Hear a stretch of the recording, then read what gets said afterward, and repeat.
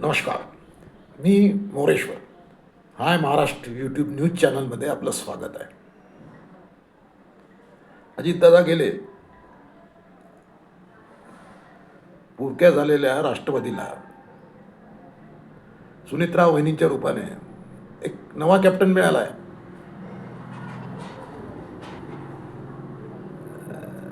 पण सुनित्रा वहिनींनी काल चार्ज घेतला. पक्षाच्या राष्ट्रीय अध्यक्ष झाले आहेत, त्या उपमुख्यमंत्री आहेत. पण राष्ट्रवादीचा एवढा मोठा प्रचंड डोलारा ते सांभाळू शकतील का, हा प्रश्न आता उपस्थित चर्चेत आहे. पक्ष सांभाळू शकतील का, पक्षाला पुढे नेऊ शकतील का, त्यांच्या अवतीभोवती जे कोंडाळा तयार झाला आहे त्याला बाजूला सारून सुनित्रा वहिनी आपली स्वतःची प्रतिमा जी अजितदादांच्या समांतर असेल अशी प्रतिमा निर्माण करू शकतील का, हा प्रश्न आता लोकांच्या चर्चेत आहे. त्याचं कारण आहे की सध्या राष्ट्रवादीची सूत्र सुनित्रा वहिनींकडे रेकॉर्डवर जरी आली असली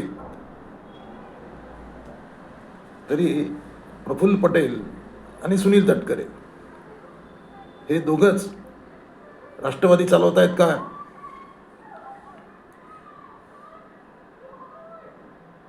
राष्ट्रवादी काँग्रेसचं कंट्रोल प्रफुल्ल पटेलांकडे आहे का? सुनित्रा वहिनी फक्त नामधारी आहेत का, सत्ताधारी आहेत की नामधारी आहेत, हे प्रश्न पत्रकारांनाही छळत आहेत.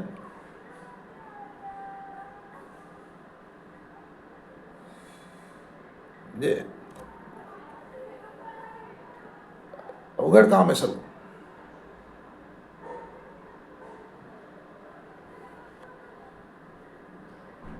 म्हणजे आता काल सुनित्रा वहिनींची पत्रपरिषद झाली.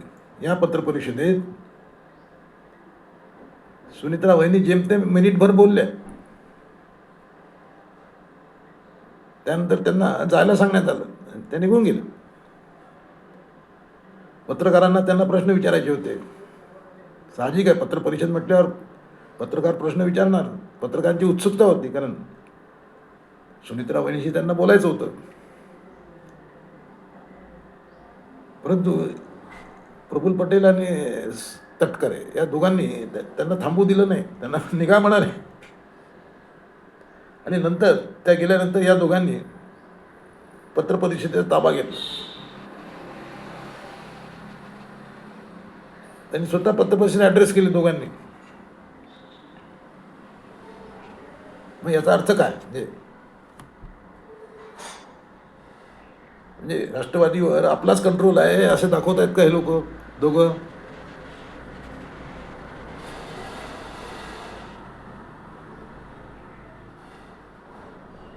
इतरांना सुनित्रा वहिनीच्या जवळ जाऊ द्यायचं नाही,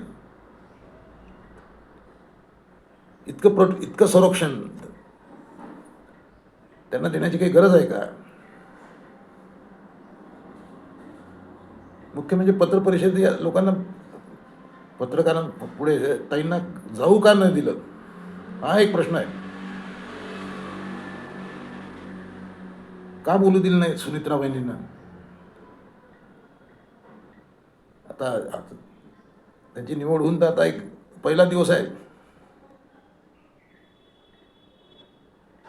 पुढे तर अजून बराच काळ आहे. तर हे लोक सुनित्रा वहिनींना किती प्रोटेक्ट करतील दोघं?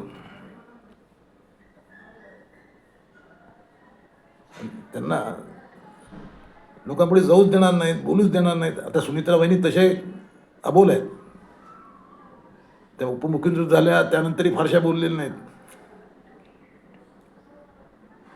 बोलक्या नाहीत, ते असं दिसत आहे. परंतु आता या क्षणी त्यांनी अबोल राहणं हे पक्षाच्या दृष्टीने पक्षाला परवडणार नाही. सुनित्रा वहिनींना आपलं नेतृत्व सिद्ध करावे लागेल.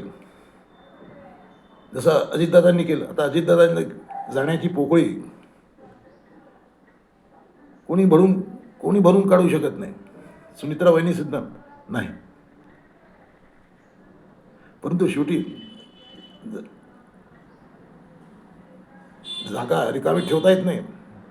तुम्हाला कॅप्टन द्यावाच लागतो. त्या हिशोबाने सुनीता वहिनी आल्या आहेत. सुनीता वहिनींना आता नेतृत्व सिद्ध करावं लागेल. राजकीय नेतृत्व सिद्ध करावं लागेल. प्रशासकीय नेतृत्व सिद्ध करावं लागेल.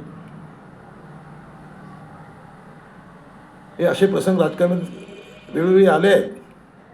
इंदिरा गांधीवरही प्रसंग आलाच अचानक, पण इंदिरा गांधी कठोर होत्या. त्यांनी आपलं नेतृत्व सिद्ध केलं.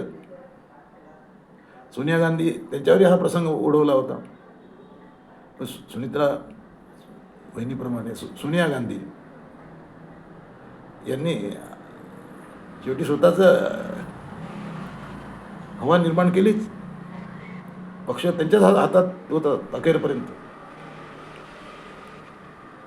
तर हे जे आहे ते आता सुनीता वहिनीला जमणार आहे का? म्हणजे त्यांना नेतृत्व ते कुठं करणार? म्हणजे काय करणार? नेतृत्व करायला त्यांना जागाच कुठे ठेवली आहे? फडणवीसांनी त्यांना जी खाती दिली आहेत उत्पादन शुल्क, तर त्यात उत्पादन शुल्क खात्यात काय दिवे लावणार आहेत? दारूचं खातं आहे ते. हां, महसूलसारखं खातं दिलं असतं तर किमान त्या कलेक्टर लोकांच्या वगैरे संपर्कात आल्या असत्या, तर त्यांना महाराष्ट्र कळला असता. राज्यात काय चालू आहे आणि काय केलं पाहिजे यांना त्यांना थोडी जाण आली असती. पण त्यांना ते फालतू उत्पादन शुल्क खातं दिलं आहे. ते आम्ही समजू शकतो की त्यांना अर्थ खातं देता येणार नव्हतं, पण किमान महसूल वगैरे असं जरा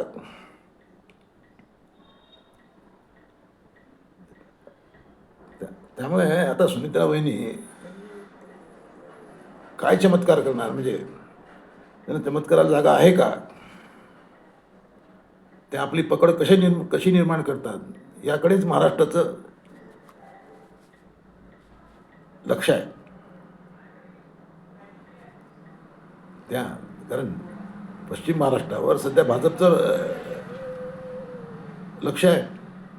चंद्रकांत पाटलांना ते काम दिलेलं आहे की पश्चिम महाराष्ट्रात आपली ताकद वाढवा भाजपची. एकनाथ शिंदेसुद्धा पश्चिम महाराष्ट्रात घुसले आहेत. अशावेळी सुनित्रा वहिनींनी कठोर होऊन पक्षाची सूत्र हातात घेणं अपेक्षित आहे. केवळ पटेल आणि तटकरे यांच्या हातात यांना रिमोट कंट्रोल देऊन यांच्या हातात देऊन हे चालणार नाही आहे. सुनित्रा वहिनींना कठोर व्हावं लागेल. सोनिया गांधी व्हावं लागेल. इंदिरा गांधी व्हावं लागेल. तेव्हाच राष्ट्रवादीची काही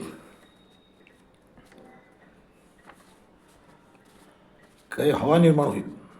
अन्यथा राष्ट्रवादीचं मला अवघड दिसत आहे सर्व. हे भाजपवाले खाऊन टाकतील. तुम्हाला काय वाटते? कॉमेंट करा. नमस्कार.